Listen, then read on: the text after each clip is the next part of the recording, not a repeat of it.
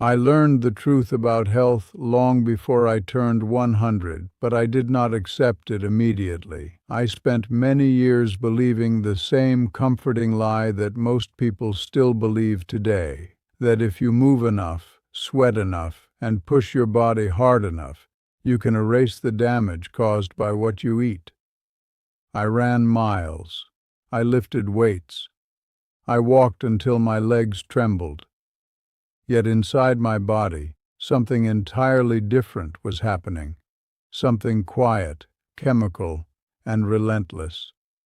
The main point is simple, and I will not dress it up. You cannot out-exercise a poor diet.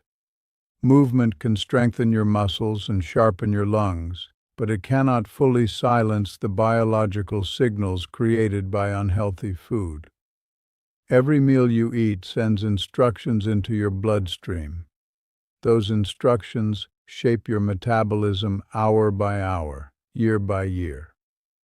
When I was younger, I thought calories were just numbers, like coins I could spend or earn through effort. I did not yet understand that food is information. It speaks directly to your hormones, your inflammatory pathways, and even the way your cells produce energy. In my 40s, I began to notice contradictions. I could finish a long run in the morning and still feel heavy and tired by evening. I could train harder each month, yet my waistline would expand as quietly as moss growing on a stone. At first, I blamed age. Then I blamed genetics. Only later did I realize that the real architect of my health was sitting on my dinner plate. Ultra-processed foods, sugary drinks, and late-night indulgences were shaping my internal chemistry in ways no amount of jogging could undo. Exercise burned fuel, yes, but poor nutrition kept refilling the tank with toxins, instability, and metabolic confusion.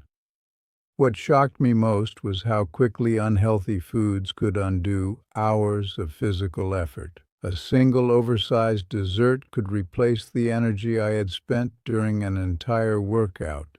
But the deeper problem was not just energy balance, it was the invisible cascade of insulin spikes, inflammatory messengers, and lipid disruptions that lingered long after the sweetness faded from my tongue. I was training my muscles, yet unintentionally training my metabolism to resist me. There was also a psychological trap I fell into: the reward mentality. After a difficult session at the gym, I felt entitled to eat whatever I pleased. I told myself I had earned it. This belief became a quiet sabotage, turning exercise into permission for excess rather than a partnership with discipline. Over time, I saw that true health does not come from heroic bursts of effort followed by careless habits.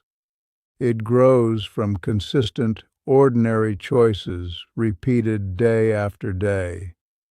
Now, at 100 years old, I understand that exercise is a powerful ally, but diet is the foundation. Without the foundation, the ally fights a losing battle. My longevity is not the result of extraordinary athleticism. It is the result of learning, sometimes painfully, that the body responds more to what you do daily than to what you do occasionally. The turning point in my life did not arrive with drama or sudden illness. It came slowly, like the gradual dimming of a lamp that you only notice once the room has already grown dark. In my early 50s, I was still outwardly strong. I could carry heavy loads, climb steep hills, and work long days without complaint.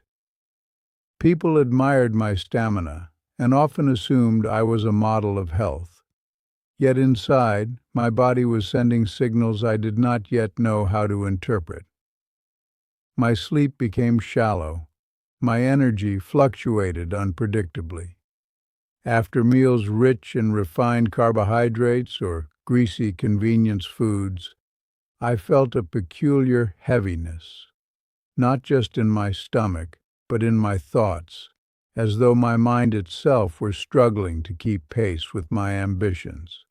At the time, I believed the solution was simply to exercise more. I increased the intensity of my workouts, convinced that sweat was the universal antidote. If I gained a little weight, I ran farther. If I felt sluggish, I lifted heavier. This approach worked temporarily, just enough to reinforce my illusion of control. But the underlying metabolic reality remained unchanged. My blood sugar would surge after certain meals, triggering hormonal responses designed to store excess energy. My body, ancient and wise in its biological programming, was not concerned with my fitness goals. It was responding to perceived abundance by preserving fuel for a future famine that never came. The more I learned later in life, the more I realized how profoundly diet influences the body's regulatory systems. When we consume ultra-processed foods laden with refined sugars and unstable fats, we create repeated spikes in insulin, the hormone responsible for directing glucose into cells. In moderation, this process is life-sustaining. But when it becomes chronic, the cells begin to resist the signal, a phenomenon now widely recognized as insulin resistance. Exercise can temporarily improve insulin sensitivity by encouraging muscles to absorb glucose more efficiently. However, if each day brings another flood of high glycemic meals, the benefit of that activity is gradually undermined. It is like bailing water from a leaking boat while refusing to repair the hole. I experienced this imbalance firsthand. Despite maintaining what many would consider an admirable exercise routine, my laboratory tests began to show troubling trends. My triglyceride levels rose. My fasting glucose crept upward. My physician at the time suggested I might simply be getting older. That explanation felt convenient, but incomplete. Aging does alter metabolism, but it does not abolish personal agency. I began to suspect that my lifestyle, particularly my relationship with food, was exerting a more decisive influence than the passing of years. One of the most revealing moments occurred during a period when I was forced to reduce my physical activity due to a minor injury. Unable to rely on my usual workouts, I paid closer attention to what I was eating. I reduced my intake of sugary snacks and replaced late-night meals with lighter, nutrient-dense options. Within weeks, I noticed improvements that exercise alone had never delivered. My energy stabilized. My digestion became more comfortable. I woke in the mornings with a sense of clarity I had not felt in decades. It was as though my metabolism, long overwhelmed by contradictory signals, was finally receiving coherent instructions. This experience taught me that nutrition operates not merely through calorie arithmetic, but through intricate biochemical communication. Each macronutrient influences hormonal cascades differently. Diets high in refined carbohydrates tend to promote rapid glucose absorption, leading to exaggerated insulin responses and subsequent energy crashes. Excessive consumption of trans fats and oxidized oils can activate inflammatory pathways, subtly damaging blood vessels and impairing cellular function. Even protein, when consumed in disproportionate amounts without adequate fiber or plant-based nutrients, can place a burden on metabolic waste processing systems. Exercise can mitigate some of these effects, but it cannot fully neutralize them if the underlying dietary pattern remains disruptive. I also began to observe how modern food environments encourage compensatory thinking. After a demanding workout, advertisements and social norms subtly suggest indulgence as a reward. Energy-dense treats are framed as harmless pleasures, especially for those who are physically active. Yet the biological ledger does not recognize emotional justification. The body responds to inputs with impartial precision. 1,000 calories consumed in minutes can require hours of sustained activity to expend. And even then, the metabolic aftershocks of that intake may persist in the form of altered lipid profiles or inflammatory signaling. As my understanding deepened, I gradually shifted my perspective on exercise itself. Rather than viewing it as a tool for damage control, I came to appreciate it as a complementary force that enhances the benefits of sound nutrition. Physical activity improves mitochondrial efficiency, increases muscle mass, and supports cardiovascular resilience.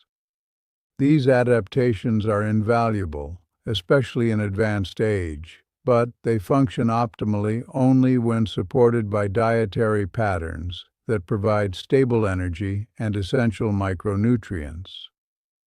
When diet and movement operate in harmony, the body's regulatory systems achieve a kind of equilibrium that no single intervention can produce alone. By the time I reached my 70s, the cumulative impact of these realizations had transformed my daily habits. I no longer approached meals as casual events dictated by convenience or impulse. Instead, I began to see them as strategic opportunities to influence my long-term health trajectory. Whole grains, fresh vegetables, modest portions of high-quality protein, and healthy fats became the pillars of my diet. I did not adopt these changes out of fear, but out of respect for the complex biological machinery that had carried me through decades of experience. With each thoughtful choice, I felt as though I was casting a vote for the person I hoped to become in later life. The results were neither instantaneous nor miraculous. Health, I learned, is rarely the product of sudden transformation. It is more often the outcome of consistent alignment between intention and behavior. Gradually, my laboratory markers improved. My endurance returned, not as a desperate attempt to outrun dietary excess, but as a natural expression of physiological balance. I could walk long distances without fatigue, engage in meaningful physical work, and maintain a steady body weight without the cyclical struggles that had once defined my middle years. Looking back now, I recognize that the myth of out-exercising a poor diet persists because it offers a comforting narrative. It suggests that discipline in one domain can compensate for negligence in another. But biology does not negotiate in this manner. The metabolic consequences of daily nutritional choices accumulate quietly, shaping the terrain upon which all other health behaviors operate. Exercise remains indispensable, yet it cannot serve as a universal solvent for the chemical imbalances created by chronic dietary excess. This lesson, learned through decades of trial and reflection, became the foundation of the longevity I now embody. At 100 years old, I still move with purpose, not because I trained harder than everyone else, but because I eventually aligned my efforts with the deeper realities of human physiology. In the years that followed, this alignment would guide me through challenges far more demanding than any workout. And it would teach me that true vitality is less about heroic exertion and more about harmonious living. In my 80s, I began to understand longevity in a way that youth can rarely comprehend. By then, I had witnessed friends and contemporaries decline, despite having once been stronger, faster, or more athletic than I ever was. Some had been devoted runners. Others had spent years in gyms sculpting impressive physiques.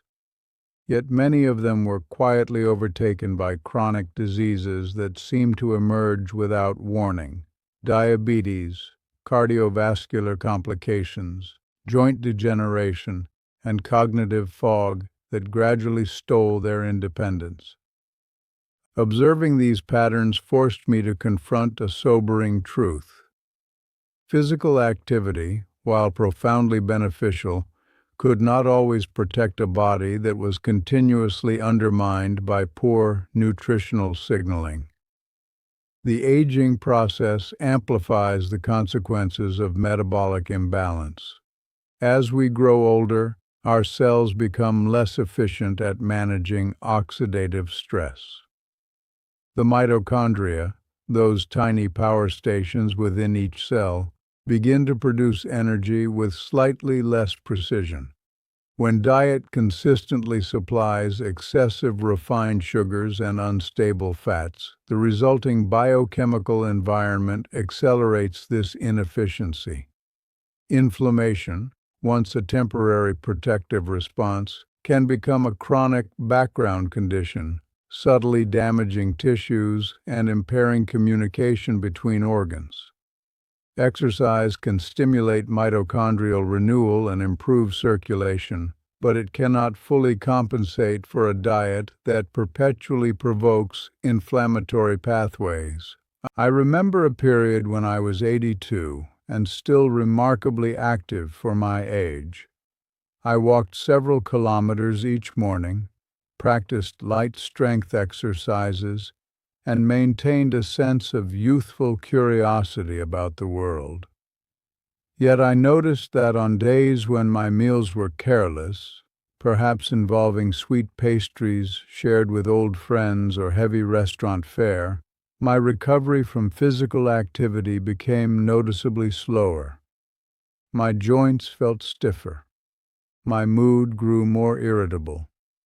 Sleep lost its restorative depth.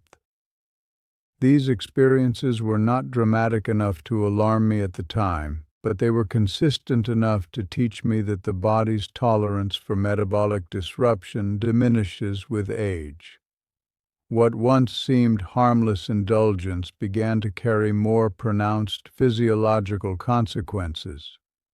Gradually, I came to appreciate the intricate relationship between hormonal regulation and dietary quality. Hormones act as messengers, coordinating processes such as appetite, energy expenditure, tissue repair, and emotional stability. Diets rich in ultra-processed foods can disturb this delicate communication network. Frequent spikes in blood glucose may lead to exaggerated insulin responses, which in turn influence fat storage and hunger signals. Meanwhile, insufficient intake of nutrient-dense foods deprives the endocrine system of essential building blocks required for balanced function. Exercise enhances hormonal sensitivity, particularly by increasing muscle mass and improving glucose uptake. However, if each day introduces new dietary disturbances, the endocrine system is forced into a state of perpetual adaptation, never fully achieving equilibrium. One of the most profound realizations of my later years concerned the concept of cumulative exposure. Health is not shaped by isolated events, but by repeated patterns that gradually sculpt our internal landscape. A single unhealthy meal is rarely catastrophic, just as one vigorous workout does not guarantee lasting vitality. What matters is the dominant trend over months and decades. I often liken this process to the slow carving of a riverbed. Each drop of water seems insignificant on its own, yet together they create channels that determine the direction of future flow. In the same way, daily dietary choices establish metabolic pathways that either support resilience or predispose us to dysfunction. During this stage of life, I also confronted the psychological dimensions of health behavior. Many individuals cling to the belief that exercise grants them moral permission to disregard nutritional discipline. This mindset is understandable. Physical exertion provides an immediate sense of accomplishment, a tangible proof of effort. Dietary restraint, by contrast, often feels invisible and unrewarded. Yet the body does not evaluate our actions through emotional narratives. It responds to biochemical realities. When we repeatedly use exercise as justification for indulgence, we inadvertently create a cycle of compensation that undermines long-term stability. My own strategy evolved toward what I now describe as metabolic harmony. Rather than pursuing extremes, I sought consistency. I chose foods that provided sustained energy rather than transient stimulation. Whole fruits replaced sugary confections. Nuts and seeds offered healthy fats that supported cellular integrity. Lean proteins and legumes supplied amino acids necessary for tissue maintenance without overwhelming my metabolic systems. These adjustments were not acts of deprivation. They were expressions of self-respect. I began to experience meals not as sources of guilt or reward, but as opportunities to nourish the intricate biological network that allowed me to remain active in advanced age. Another critical insight involved the relationship between diet, inflammation, and cognitive longevity. As I approached 90, I became acutely aware that preserving mental clarity was just as important as maintaining physical mobility. Emerging research at the time suggested that chronic systemic inflammation could influence neurodegenerative processes. Although I was not a scientist, I could observe the practical implications among my peers. Those who maintained balanced diets rich in antioxidants, fiber, and healthy fats often retained sharper memory and emotional stability. Exercise contributed to cerebral blood flow and neuroplasticity, yet its benefits were most evident when supported by nutritional patterns that minimized inflammatory stress. The interplay between muscle preservation and dietary adequacy also became increasingly significant. Aging naturally involves a gradual decline in muscle mass, a condition known as sarcopenia. Resistance training can slow this process, but adequate protein intake and micronutrient support are essential for effective muscle repair. I discovered that moderation was key. Excessive protein without sufficient plant-based nutrients sometimes led to digestive discomfort and metabolic strain, whereas balanced meals fostered strength and endurance without burdening my system. Through careful experimentation, I learned to listen to subtle bodily cues, the quality of my sleep, the steadiness of my energy, the clarity of my thoughts, all of which reflected the ongoing dialogue between diet and movement. By the time I reached my mid-90s, the cumulative wisdom of these experiences had crystallized into a simple guiding principle. Health is an ecosystem. Exercise represents one vital component, akin to sunlight in a garden. Diet functions as the soil, providing the nutrients that determine whether growth will be vigorous or fragile. Without fertile soil, even abundant sunlight cannot sustain flourishing life. This metaphor helped me communicate my insights to younger generations who often sought quick solutions or dramatic transformations. I would tell them that longevity is rarely the product of heroic gestures. It is the reward for patient stewardship of the body's internal environment. Now, as a centenarian reflecting on a century of adaptation, I see clearly how the myth of out-exercising poor nutrition persists because it appeals to our desire for shortcuts. It promises that effort in one area can absolve neglect in another. Yet the human organism operates through integrated systems that demand coherence rather than compensation. When diet and exercise align, they create a synergy that supports vitality far beyond what either could achieve alone. When they conflict, even extraordinary physical dedication may fail to prevent the gradual erosion of metabolic health. This understanding did not arrive overnight. It emerged through decades of observation, self-correction, and humility in the face of biological truth. The body, after all, is not an adversary to be conquered through force. It is a partner whose language must be learned and respected.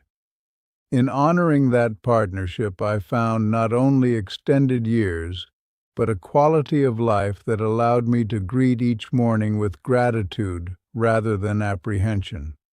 And it is this harmony, forged through mindful nourishment and purposeful movement, that has carried me into the remarkable territory of 100 years. Now that I stand at the quiet summit of 100 years, I no longer see health as a puzzle to be solved or a battle to be won. I see it as a relationship, a lifelong conversation between the choices we make and the biological responses that follow. If there is one message I would leave behind, it is this: the body remembers everything. It remembers the foods that nourished it and the habits that burdened it.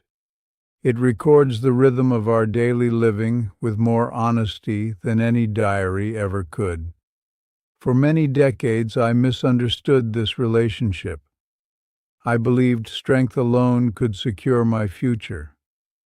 I believed endurance could shield me from the consequences of indulgence. But time has a way of clarifying illusions. I eventually learned that exercise is like a faithful companion walking beside you, encouraging progress and resilience. Diet, however, is the ground beneath your feet. If the ground is unstable, no amount of determination can keep you from stumbling. When nourishment becomes intentional and consistent, every step grows more certain, every breath more meaningful. What truly changed my life was not a single dramatic decision, but a gradual shift in awareness. I began to see food as a form of guidance rather than gratification. Each meal became a quiet vote for the person I wished to be tomorrow. When I chose balance, my body responded with steadiness. When I chose excess, it answered with fatigue or discomfort. Over time, these small exchanges formed a pattern, and that pattern shaped the trajectory of my aging. Longevity did not arrive as a gift from fate. It emerged as the natural outcome of alignment between my habits and my physiology. I also came to understand that self-discipline is not a punishment. It is an expression of care. The world often celebrates dramatic effort. The marathon completed, the mountain climbed, the weight lifted. Yet the deeper victories occur in private moments. The decision to prepare a simple, nourishing meal, the choice to stop eating before fullness turns to heaviness, the commitment to move the body even when motivation feels distant. These ordinary acts, repeated across thousands of days, possess a quiet power greater than any single heroic achievement. As I look back on the friends I have lost and the lessons they unknowingly gave me, I feel both sorrow and gratitude. Many of them exercised diligently, believing they were safeguarding their future, yet they underestimated the cumulative influence of daily nutrition. Their experiences taught me that health cannot be compartmentalized. The human organism thrives on integration, on the harmony of movement, nourishment, rest, and emotional balance. Remove one pillar, and the structure weakens. Strengthen all of them together, and the structure endures beyond expectation. If you are younger than I am, and of course you are, you still possess a remarkable opportunity. You can begin shaping your metabolic destiny today. You do not need perfection, nor must you abandon joy. What you need is consistency, awareness, and respect for the extraordinary intelligence of your own body. Treat exercise as a celebration of what you can do, not as compensation for what you regret. Treat food as a source of stability and renewal, not merely as entertainment. In doing so, you will build a foundation that supports not only long life, but a life rich with vitality and presence. I cannot promise you a century of years. No one can make such guarantees. But I can share the principle that guided me through mine. Health grows where daily habits and biological truth meet in harmony.